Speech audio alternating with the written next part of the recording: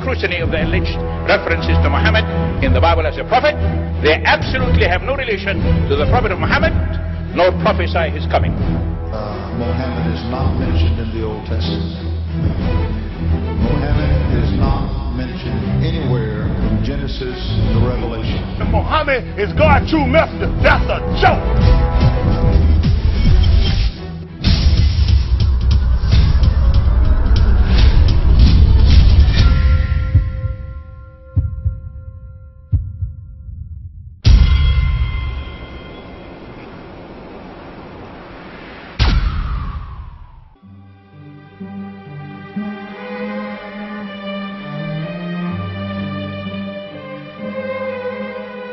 Lo, we inspire thee as we inspired Noah and the prophets after him, as we inspired Abraham and Ishmael and Isaac and Jacob and the tribes, and Jesus and Job and Jonah and Aaron and Solomon, and as we imparted unto David the Psalms.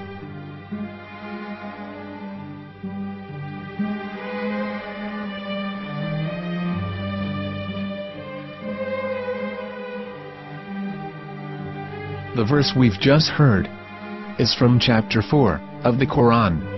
In the verse, God is affirming to humanity that Muhammad is indeed the recipient of a divine guidance, just as Noah, Abraham, and the rest of the prophets. However, some Christians and Jews today don't believe that Muhammad was a prophet and the covenant that God made with Abraham. And since the Quran is not their book of authority, in this video I'm going to show you that the book you're holding in your hands contains the name off the seal of prophethood, the Prophet Muhammad.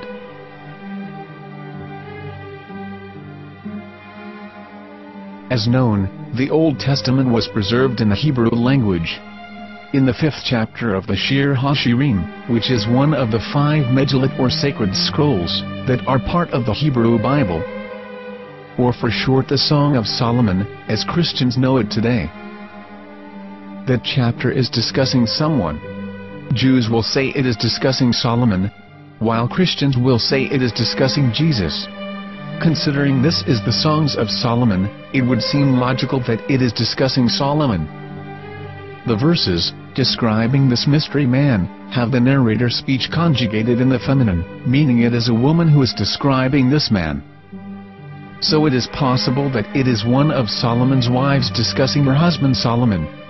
However, Christians assert that Jesus is being discussed, and that the chapter is describing a man who was not yet alive at that point. A prophecy.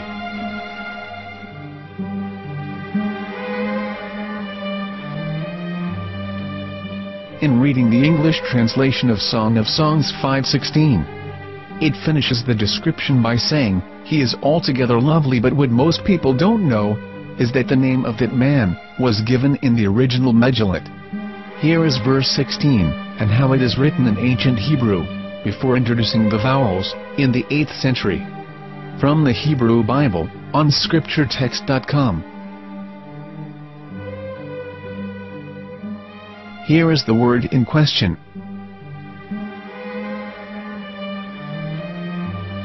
This word is made of 4 letters. Mem, Het, Mem, Dalet. Now when reading the word as it is written in its original form, with no vowels, it can be read as Muhammad, which is the name of the Muslim prophet, or as Mamad with no A after the H. According to Ben Yehuda's Hebrew English Dictionary, it is correctly pronounced as Muhammad, not Mamad.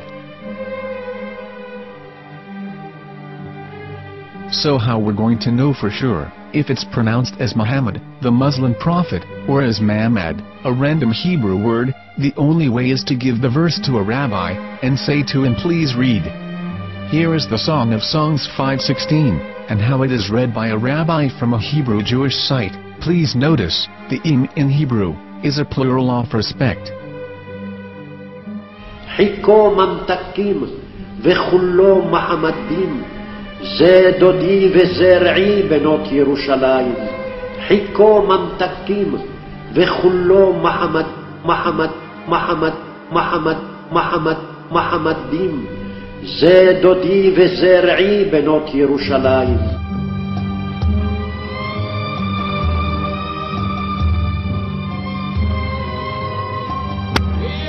Coming out from the darkness, there are no other gods but God, and Mohammed is his messenger.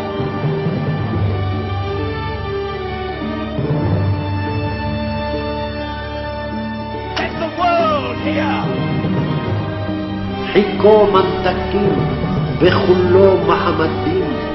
זה דודי וזרעי בנות ירושלים. חיכו ממתקים וכולו מחמד, מחמד, מחמד, מחמד, מחמד, מחמדים. זה דודי וזרעי בנות ירושלים.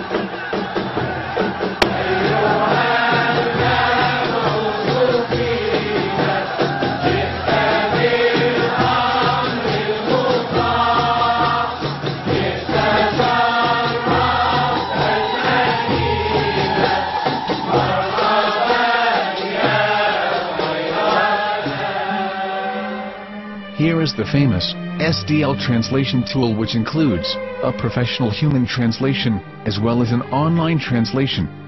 We're going to copy our Hebrew word of the Song of Songs directly from the Jewish site. It's the same site where you can hear the rabbi reading the verse in Hebrew. All links are in the description, so we're going to copy the word and paste it and ask, please translate. Are they going to translate the meaning of the name of that person? As the Bible translators did. Which is the praised and the lovely one, or are they going to keep the name as it is? Well, see it yourself.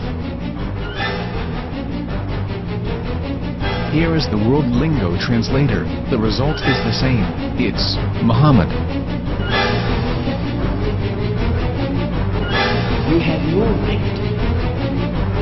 You have no right to translate names of people.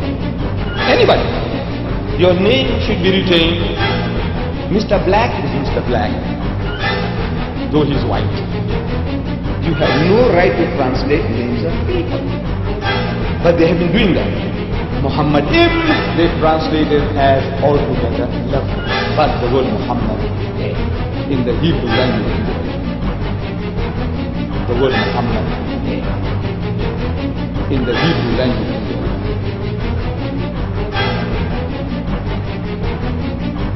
I will tell you a story from my own personal experience.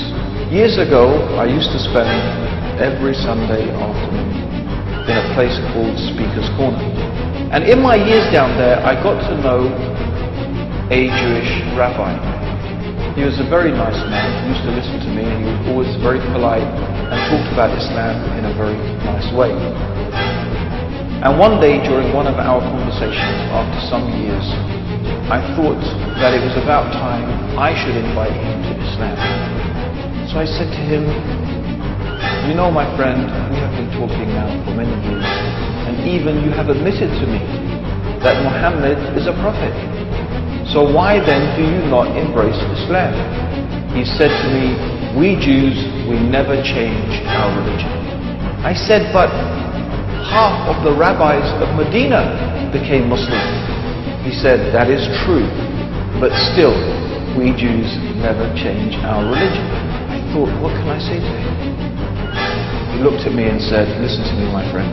God sent to us a prophet Moses, and we didn't even listen to him. Do you think we're going to listen to another prophet after him? From another tribe? From another people? When he said that, I had nothing left to say. He knew that Muhammad was a prophet. In fact, another rabbi also came up to me and he said to me, we know Muhammad is a prophet, and he quoted to me a passage from the Bible